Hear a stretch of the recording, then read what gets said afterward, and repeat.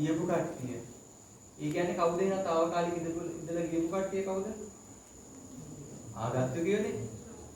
දැන් ඒ ඔක්කොම එහෙනම් කවුද? මේ පරම්පරාව ඔබතුමාගේ ඒ තාත්තගේ පරම්පරාවම කවුද එතකොට? මේකේ කාමරේ හිටියේ ආගන්තුකෙ ඉති මාත් ආගන්තුකෙ ඉස්සුවා. දැන් රාජකුමාර තේරුණා මට පට වැරදුනා කියලා. ඒ කියන්නේ ඒ කියන්නේ මේ කියන්නේ මොකද්ද? අපි මේ නවාතනකට ඇවිල්ලා ඉන්නේ. ආගන්තුකව ඇවිල්ලා අපි ඒකයි කියන්නේ බුදුහාමුදුරුවෝ කියන්නේම පාවිච්චි කරනවා විතරයි බැඳෙන්නේ නැහැ.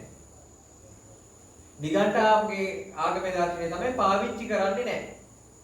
දැන් මේ වීදුරුව තියෙනවා. මේ නිගණ්ඨ ආගමේ මේගොල්ලෝ මේක පාවිච්චි කරන්නේ නැහැ. බුදුහාමුදුරුවෝ දේශනා කරන්නේ මේක පාවිච්චි කරන්න. ඊට පස්සේ වතුර බොන්න විතරක් පාවිච්චි කරන්න. ඊට පස්සේ වතුර බීලා යනකොට මෙතනින් ගෙනියනකොට අර පොළවේ තියාගන්න එපා. බාන බුදුහාමුදුරුවෝ කියන්නේ මොනතරම් ගැඹුරුද කියලා. කියන්නේ ප්‍රායෝගිකව අපිට දැන් මේකේ වතුර බොනවා. වතුර බීලා ඊට පස්සේ අපි දැන් මේක රත්තරන් කියලා හිතන්නේ. දැන් රත්තරන් කිව්වොත් ඔබට තේරෙයි. රත්තරන්. දැන් ඔබ මේකේ වතුර බොනවා. වතුර බීලා ඔබ මෙතන තියලා යනවා. ඊට පස්සේ මගදී මතක් වෙනවා. වතුර ඒ කියන්නේ මේ මතක් වෙන්නේ ඇයි ඒ? වටිනාකම තියෙන නිසා. ඒක වතුර බිව්වා ඒක එතනින් තියලා යන්න හැබැයි ඒ සිතුවිල්ලක් කරලා තාපුව අරගෙන යන්න එපා. දැන් ඔබ මෙතනින් මේ ගෙදරින් බහැලා යනකොට ඒ ඉන්න තැන විතරයි ඔබට තේරෙන්න ඕන. මෙහෙ ගැන මතක් වෙනවා කියලා කියන්නේ ඔබේ සිත මොකක්ද කියලා වෙන්නේ. සිත දුවනවා. සිත දුවනවා මෙහෙම.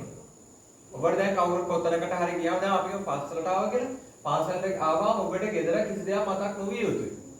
ඒ කියන්නේ අතහැරලා නැහැ. ඒ කියන්නේ මතකයක් තුල ඉන්නවා තාම. ඒකට මැරෙනකොට පනිෂ්මන්ට් එක දෙන්නේ ඔන්න ඔය මතකේ. අයි කොහොමත් යන්න ඕන කැමති නැහැ. ඔතන දෙකක් නෙන්නේ. කොහොමත් ධර්මතාවයෙන් පිළිලා තියනවා යන්න ඕන කියන එක අපි හදාගත්තු එකක් තියෙනවා මොකද්ද? යන්න බෑ කියන එක. දැන් ওই දෙක අතර ගැටුමක් වෙනවා මරණාසන්න වෙලේදී. මොකද්ද ධර්මතාවයේ පිළිලා තින්නේ යන්න කියන එක අපි හදාගත්තු ජීවිතේ මමත්ෙන් හදාගත්තු එක තමයි යන්න බෑ කියන එක. ඒතර මේ දෙක අතර මෙහෙම ගැටුමක් වෙනවා. ඕක තමයි මරණ මංචකයේදී වෙන්නේ. ඊට පස්සේ කොහොම හරි අන්තිමට දිනන්නේ කවුද? කොච්චර අපි ව්‍යායාම කරා? මෙයා දිනනවා. ඒතර මෙයා දිනන්නේ දැන් මෙයා පරදිනකොට මෙයා සතුටින් පරදීද අඬා. මෙතන ලොකු ඛේද වාචකයක් මේක වෙන්නේ. ඒතර එයා එතකොට ලොකු එතකොට අන්නේ ජීවිත තමයි නිරය දුගති ප්‍රේත ආසුර. සමහර ජීවිත තියෙනවා මේගොල්ලෝ මේ ධර්මතාවයක් තියෙනවා යාගේ ජීවිතේ තියෙනවා එයා මේකත් එක්ක එකතු වෙනවා. එකතු වුණාම දැන් සරණක් තියෙන නෑ. මෙයා මේ ධර්මතාවයත් අන්න ඒගොල්ලෝ තමයි රහතන් වහන්සේලා. ඒගොල්ලෝ පිරිනිවන් පානවා ආපහු උපදින්නේ නෑ. දැන් තේරෙනවද? දැන් සාමාන්‍ය ලෞකික පුතග්ජන කෙනෙකුගේ ජීවිතේ තියෙන මේ දෙකක් වෙලා තියෙනවා. ඒවා කරලා මේ දෙක මෙහෙම ගැටෙනවා. සිත දුවනවා. දුවලා අදී අර අපි දැකලා අර මේ දැන් නම් ඒවා තියෙන දැන් ඔය බී කොටන බී මෝල් තියෙනවනේ. හරි සංකීර්ණයි මේ මැෂින්. ඒ වගේ ඔබේ හිත ඒ වෙලාවට. අර බී මෝලක් වගේ. ඒතකොට ඒ සිත ඒතකොට බලන්න කොච්චර අසරණද කියලා ඒ වෙලාවට. කවුරුත් නැහැ ඒ වෙලාවට. ළමයි යුනිවර්සිටිද ඇමරිකාවේද මේ ඕස්ට්‍රේලියාවේද තට්ටු හතකද ඉන්නේ ડોක්ටර් කෙනෙක්ද ඉංජිනේර කෙනෙක්ද ඒ ඔක්කොම වැඩක් නැහැ ඒ වෙලාවට.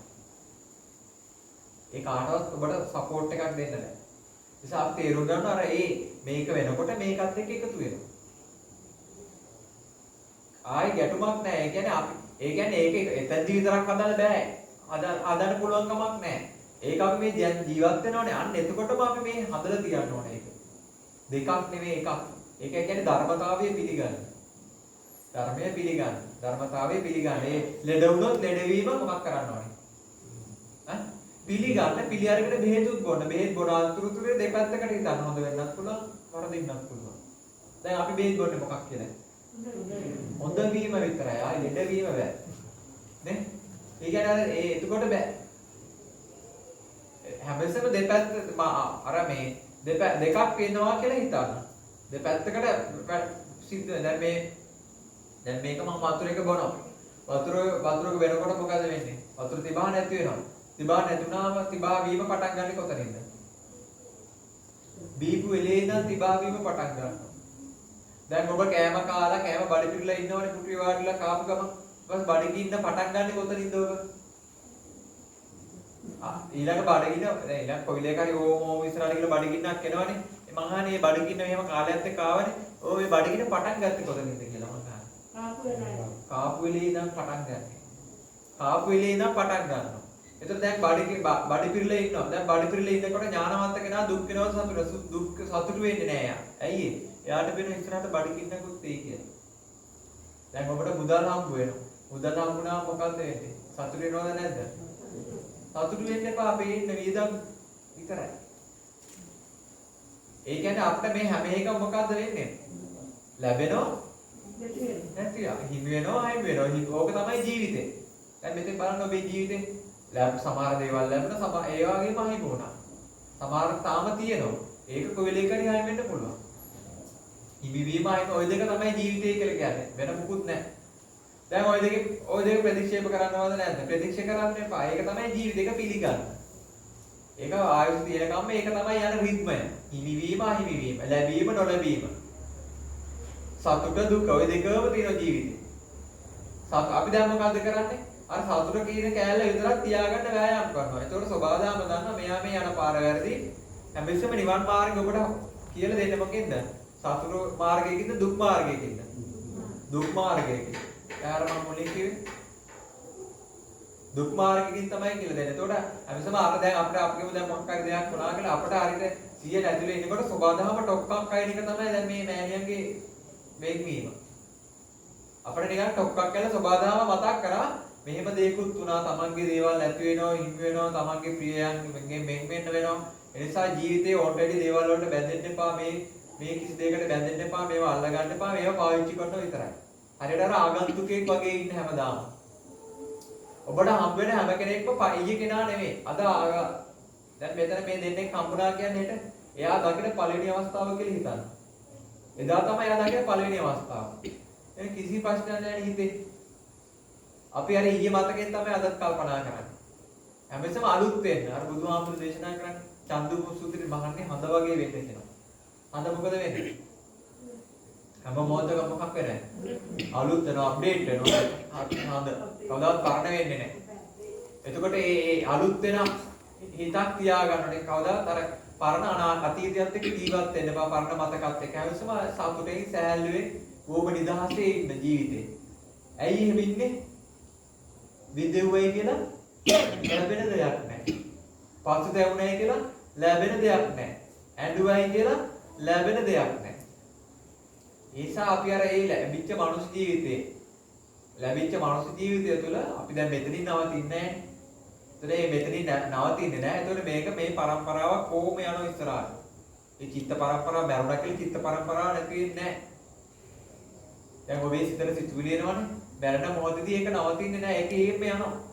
ඒතකොට මේ චිත්ත પરම්පරාව යනවා. ඒතකොට ඒක රහතන් වහන්සේ කෙනෙක් විතරයි ඒක නවතින්නේ. ඒ නිසා අපි මේ ජීවිතය තුළ තේරුම් ගන්න ඕනේ ජීවිතේ ඕටෙඩි බර කරගන්න එපා. ඔළුව බර කරගන්න එපා. බොහොම නිදහසේ රිලැක්ස්ව ඉන්න. ජීවිතේ බර කරගන්න ඔබට රාත්‍රියේ දිග වේවි. නිින්ද යන්නේ නැති වේවි. විඩාවක් දැනේවි. තේට්ටුව දැනේවි. දැන් බලන්න තමන් විසින් හදාගත්ත ඒවට පනිෂ්මන්ට් එක දෙන්නේ කාටද? තමන්ටමනේ. දැන් ඔය මිනිස් තරහා ගන්නවනේ. තරහා ගන්නවා කියලා මම කියන්නේ ඔබ විසින්ම පනිෂ්මන්ට් කරගන්න එක. ඔබටම කරන දඩුවමක් තමයි තරහා ගැනීම. දැන් මේ කවුරුත් තරහා ගත්තේ කියලා දැන් ඔන්න මොකක් හරි වෙලා ගෙදර මොකක් කරලා දැන් කවුරුත් තරහා ගන්නවා. ඒක ළඟින් එක්කනට හිතනවද? ඒක කාටවත් ළඟින් කෙනෙකුට හිතෙන්නේ නැහැ. දැන් මේ තරහා ගත්තේ මම. ඒ කියන්නේ විඳවන්නේ මම. ඒ කියන්නේ මේ සබාධාම අපට පනිෂ්මන්ට් එකක් දෙනවා. ඒ ඔයා ඉන්න තැන වැරදි. ඔබ හිතපු විදිය වැරදි. ඔබ සිතන විදිය වැරදි. ඒතර ඒ පනිෂ්මන්ට් එක දෙන්නේ අපට අපේ වැරද්ද හදාගන්න. නිසා කවදාවත් කිසි දෙයක් නරකට වෙනවා කියලා හිතන්න එපා. හැමදේම වෙන්නේ හොඳට. හැමදේම වෙන්නේ හොඳට. අර දැන් මේ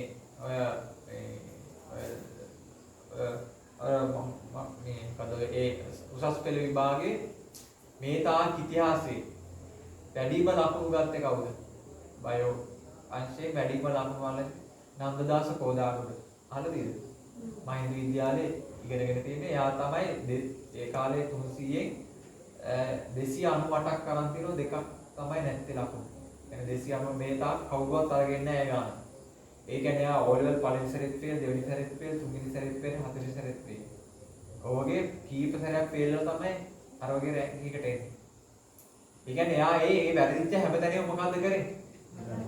එයා ඒක තේරුම් එයා ඒ වැටෙන හැමතැනකදී මෙයා තේරුම්ගත්ත මම ඉස්සරහට යනවා. ඉස්සරහට යනවා. ඒ වැටුනේ නැහැ. දැන් මේ බල්බ් එක තියෙනවා. දැන් තෝමස් අල්වා එඩිසන් මේ බල්බ් එක කීපාරක් එයා කී ඉස්සරේද හරි ගියේ? 1001 දී. 1001 දී කියන්නේ යාට 1000ක් වැරදිලා. 1000 පාරක් වැරදුනා. දැන් ඔබට එකක් කරනකොට දෙකක් කරනකොට තුනක් කරනකොට වැරදුනොත් මොකෝ කරන්නේ? අතල ඒ කියන්නේ ඔබ ශක්තිවන්තයෙක් නෙමෙයි.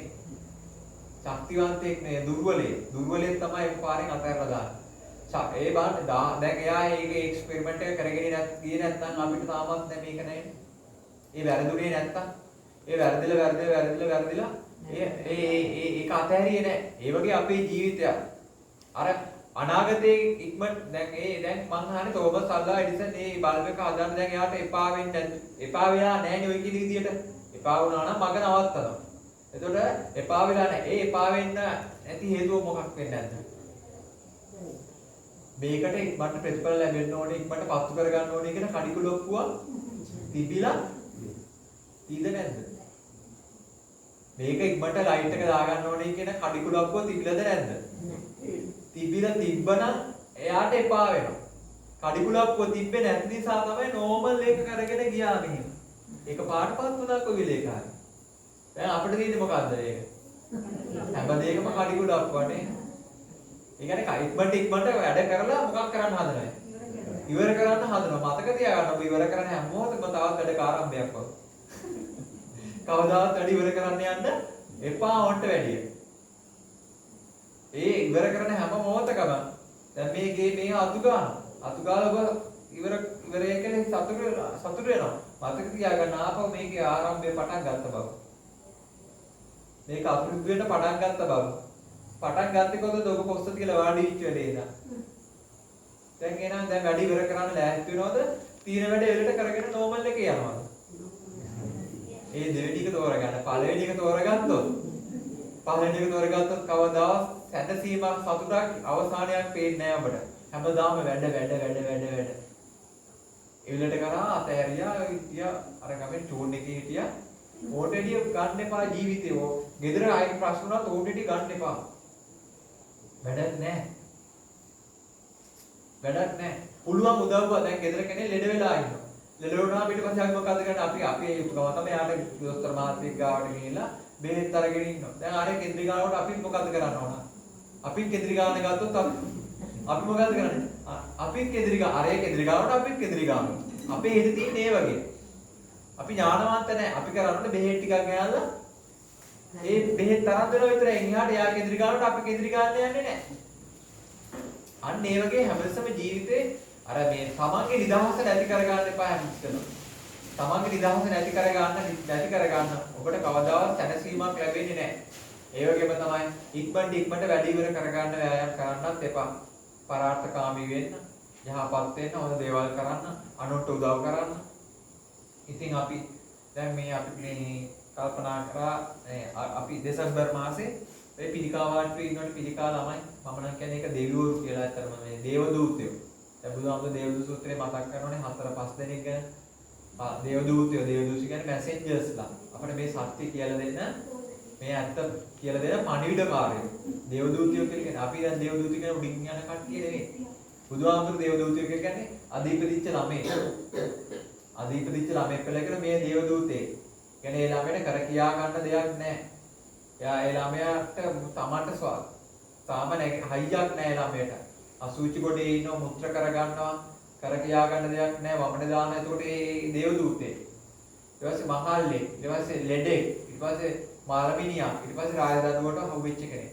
ඉතින් අපි කල්පනා කරා ඔය පිළිකා රෝගලේ දෙසැම්බර් මාසේ හැම කෙනෙකුටම අඩුම ගානේ එක්කෙනෙකුට එකක් එන්න හරි චීස් අර තියෙන කප් එකක් ඒ අපි 100ක් කියනවනම් අපි 100 දෙනෙක් එකතු වුණා නම් මේ 100 දෙනෙක් ගන්න අපිට 100 එකතු කරගන්න පුළුවන් එකක් 300 ගාණක් වගේ වෙන්නේ. ඉතින් ඒ වගේ දේවල් කරන්න අපි හැමදෙම අපි විතරක් කාලා හරියන්නේ නැහැ. අපි තව කෙනෙකුට බැරි කෙනෙකුට දෙන්න ඕන. ඔය ගොඩාක් වෙලාට ඔය මිත්‍යා දෘෂ්ටි දේවල් කරන්න යන්න එපා මේ ඇත්තෝ.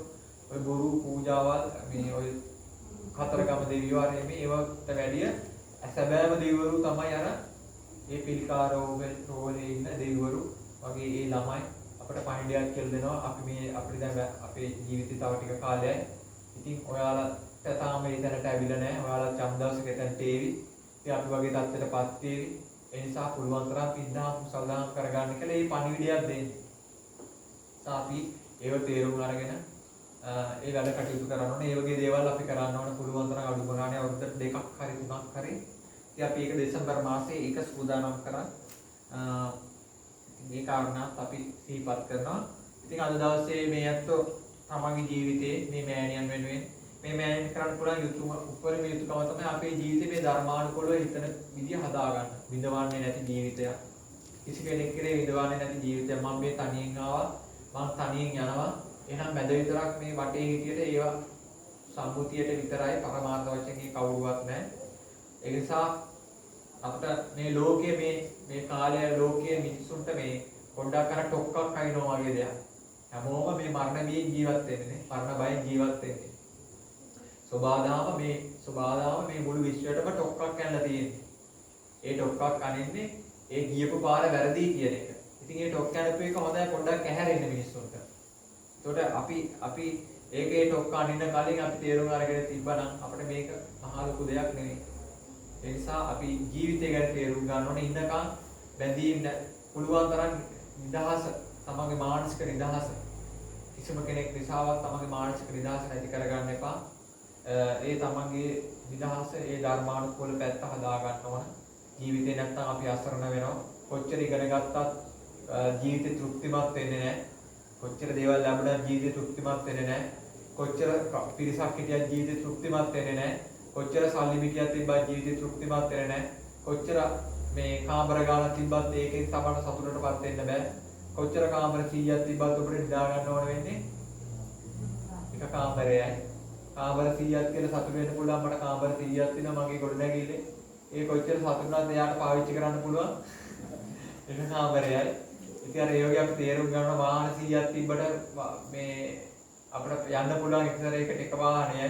ඉතින් අර ඒ වගේ අපි අර ගොඩක් වෙලාවට අපි සතුටු වෙන්නේ භෞතිකව දේවල් දිහා බලලා, භෞතික දේවල් දිහා බලලා සතුටු වුණොත් ඔබ තාම දුප්පතේ. අපි භෞතිකව දියුණු වෙන්න ඕන. නමුත් අපි ආධ්‍යාත්මිකව සතුටු වෙන්න ඕන. යම් දෙයක් මේ මනුස්ස ලෝකයේ තුල ඉඳලා අපි මේ දෙයක් කරා කියලා හිත හදාගන්න. ඉතින් අද දවසේ වැඩි වෙලා කාලයක් වෙලා ගන්නේ නැහැ. ඉතින් මේ මෑණිය ගැන සිහිපත් කරනවා නම් අපේ විහාරස්ථානයේ හැම පුදුමාත් හැම අවස්ථාවකදීම විශේෂයෙන් මේ පිරිසිදු කරන හැම වෙලාවකදීම ඒවා සම්බන්ධ වෙලා ඒ වගේ මේ ධනෙන් ශාස්ත්‍රයෙන් හැම වෙලාවකම මේ උදව් උපකාර කරන්න තිබුණා. ගොඩාක් පින් කරගත්තු මෑණියක් කෙනෙක් තමයි මේ එම්.කේ. සමරසේකර මෑණිය. ඉතින් මේ දූ දරුණොත් ඒ වගේ බොහොමත්ම ලිංගත්ව සංඝ රත්නය වෙනුවෙන් බොහොම ශ්‍රද්ධාවෙන් කටයුතු කරනවා. විහාරස්ථානයේ සිදුවන සෑම කටයුත්තකදීම සම්බන්ධ වෙලා ඒ කටයුතු කරන පිරිසක්. ඉතින් විශේෂයෙන්ම අපේ විහාරස්ථානයේ මූලික කරගෙන ඒ මෑණියන් ඒ දැන් අද ඔය සකස් කරගෙන යන සංඝාවාසය වහල සිවිලි කරන්න ඒ මුදල් පරිත්‍යාග කරන්න ලැබුණා. ඉතින් ඒ චවි මදනායකනේ ඒ පුතණුවන් අපේ විහාරස්ථානයේ ඒ වයිරින් කරන ඒ බඩු ගන්න ඒකේ අඩක්කට ආසන්න ප්‍රමාණයකට ඒ සම්පූර්ණ මුදල පරිත්‍යාග කළා ඒ වැඩ කටයුතු කරන්න යන තමන්ගේ මෑණියන් වෙනුවෙන්. ඉතින් විශේෂයෙන් මේ අජන්ත ගුරු මහතා, සජිත් මදනායකනේ, ඒ වගේම මේ සහෝදර මහතා සියලු දෙනාම ඒක රාශී කරගෙන අද දවසේ තමන්ගේ මෑණියන් වෙනුවෙන් කරන්න පුළුවන් ඒ යුතුයකම තමයි මේ සිදු කරන්න යෙදුනේ. ඉතින් බොහොම ශ්‍රද්ධාවන්ත මෑණියන් කෙනෙක් අර හදවතින් වැඩ කරන මිනිස්සු අතරේ, ඔළුවේ වැඩ කරන මිනිස්සුන් අතරේ හදවතින් වැඩ කරන මිනිස්සු බොහොම ස්වල්පයයි. ඉතින් මේ මෑණියනොත් ඒ වගේ කෙනෙක් හදවතින්ම වැඩ කරනවා, හදවතින් දෙනවා. දෙයක් කෙනෙක්ගේ දිහා බලලා සතුටු වෙනවා. ඒ පුළුවන් තරම් අර පරාර්ථකාමී ජීවිතයක් තමයි තිබෙන්නේ. හැමසම නැති බැරි කෙනෙකුට දෙන අදහස් තමයි තිබෙන්නේ. අනුගේ දේවල් දිහා බලලා ඒ අයට හැමතිස්සම උදව් උපකාර කරන්න තියදුනා. ඉතින් අර ඒ අදේ පින භුක්ති විඳින ඇති. අපි දන්නේ මොන ස්ථානයක සිටනවද කියලා. ඒ කරගත්තු ඒ පින තමයි අද ඒ පිනේ හයියෙන් තමයි. ඒ ශක්තියක් වෙනවා ඒක. ඒක අපිට මේ දූ දරුවෝ හිටිය කියලා අපි මේ ස්වාමීන් වහන්සේ හිටිය කියලා ඒක බලපාන්නේ නැහැ. කොච්චර අපි මේ හිටියත් ඒ තමන් මිය පරලෝ ගියාම මේ මෑණියට පිහිටක් වෙන සරණක් වෙන තමන් කරගත්තු ඒ පින. ඉතින් මේ මෑණියෝ තමන්ගේ ජීවිතේ තාමත් වටිනා පින්කම් රාශියක් සිදු කරන්නට එදුණා. මම හිතන්නේ අර බෞද්ධ නාලිකාවේ ඒවටත් ගිහිල්ලා ඒවට උදව්පදව කළා. ඒ ධර්ම දේශනා සිදු කළා. ඒ තමන්ගේ ඒ නිරාමිස සතුටක් ලබන්න ඒ කටයුතු කරන්නට එදුනේ ජීවිතය තුළ. ඉතින් මේ මෑණියෝ අපි හිතනවා ඉතින් හොඳ තැනක ඇති කියලා. ඉතින් අපේ යුතුයකමක් තමයි අද මේ සිදු කරන්න ඉතින් මේ පුතුණමක් සියලු දෙනා මේක රාශි වෙලා ඒ වගේම ඥාති පිරිස. ඉතින් අපි මේ අවස්ථාවේ සිහිපත් කරනවා මේ පින් අනුමෝදන් වෙත්වා මේ පින් දකිත්වා. ඒ වගේම මේ ගුණවති මදනායකේ මෑණියන් ඒ වගේම සීතා අමරසේකර මෑණියන් අතුළු තමන්ගේ මේ නැත්තන් නමින් මිය පරලොව යන්ට දුණු මේ සීල වර්ග පරම්පරා ඥාති මේ පින් අනුමෝදන් වෙත්වා. මේ පින් දකිත්වා මේ පින් අනුමෝදන් වේ ඇත්තන්ගේ සසර ගමන සුවපත් වෙත්වා. දුක්ඛිත අභව ස්ථාන සුණානම් සපති ස්ථානයක් සලසෙත්වා. සපති ස්ථානයක් සුණානම් මේ සප වඩා දිනු කර ගැනීමට මේ පින් එකසේ හේතු වාසනාව වේවා. කිත්වාගෙන ඥාන අනුමෝදන් කරන්නේ ඉදම් මේ ඥාතිනම්.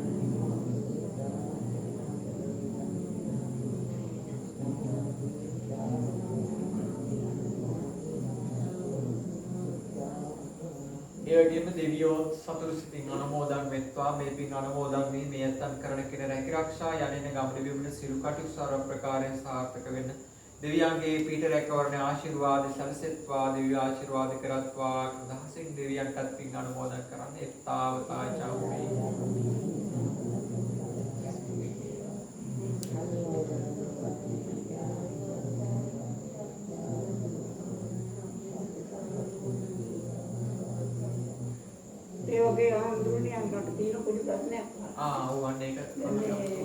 ආගේ දැනුවත් වීම පිණිස දැන් භික්ෂු භික්ෂුණී කියලා දෙකක් නේ. එතකොට උපසම්පදා වීමත් වස්සමාදන් වීමත් අයිති භික්ෂුන් වහන්සේලාට විතරද කියලා. දැන් අර භික්ෂුණී කියන එක නෑනේ දැන්. දැන් තියෙන්නේ මෙහෙණින් වහන්සේලානේ. භික්ෂුණී වහන්සේලා නෑ. ඒක ඉතින් ආපහු මෛත්‍රී බුදුහාමුදුරු පාලනා කරන භික්ෂුණී ශාසනයක් පිළිවන්න ඕන.